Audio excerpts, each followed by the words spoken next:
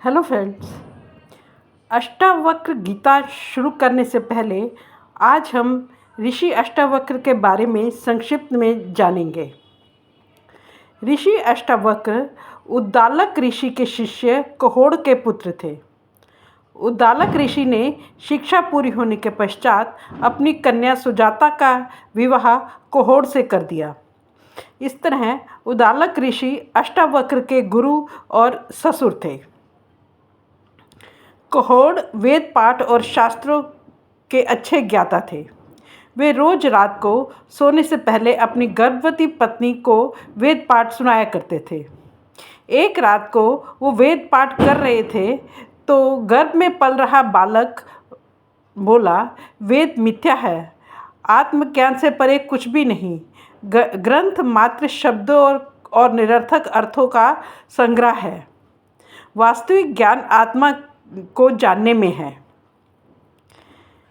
महाज्ञानी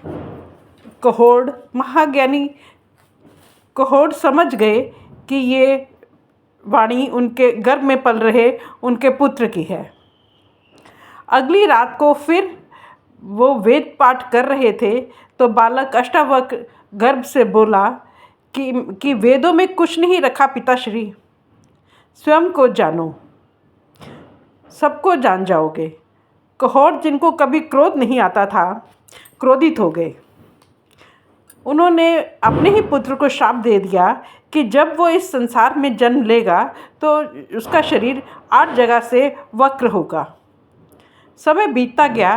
कहोड़ के पुत्र पर जन्म पर होने वाले संस्कार आदि के खर्चे के लिए, धन की व्यवस्था करने के लिए कहोड़ मिथिला के राजा जनक के दरबार में गए। वहाँ उन्होंने परम ज्ञानी बंदी से शास्त्रार्थ की प्रतियोगिता का प्रस्ताव स्वीकार कर लिया, जिसमें हारने वाले को जल समाधि लेने की शर्त थी।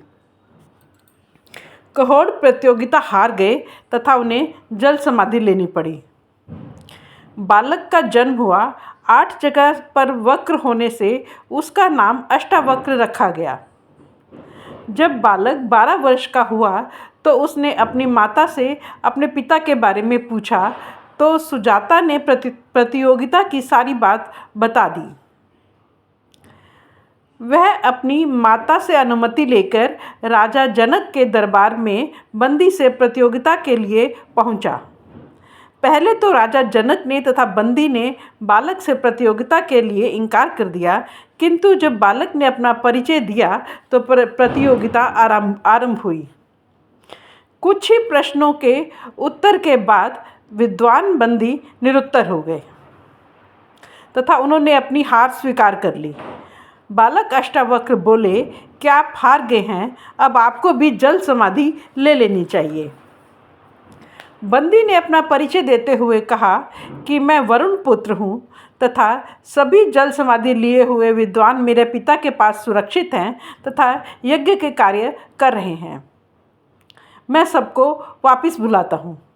इस तरह कहोड़ वापस आ गए तथा प्रसन्न होकर उन्होंने अष्टावक्र से कहा कि वे कौशिकी नदी में स्नान करें, जिससे उसके सारे वक्र समाप्त हो जाएंगे। अष्टावक्र ने ऐसा ही किया तथा पिता के श्राप से मुक्त हो गया। राजा जनक अष्टावक्र से इतने प्रभावित हुए कि उन्होंने उनको अपना गुरु मान लिया। अष्टावक्र और राजा जनक के बीच हुए संवाद को ही अष्टावक्र गीता कहते हैं। इस ग्रंथ में ज्ञान, वैराग्य, मुक्ति तथा समाधिस्थ योगी की दशा का सविस्तार वर्णन है।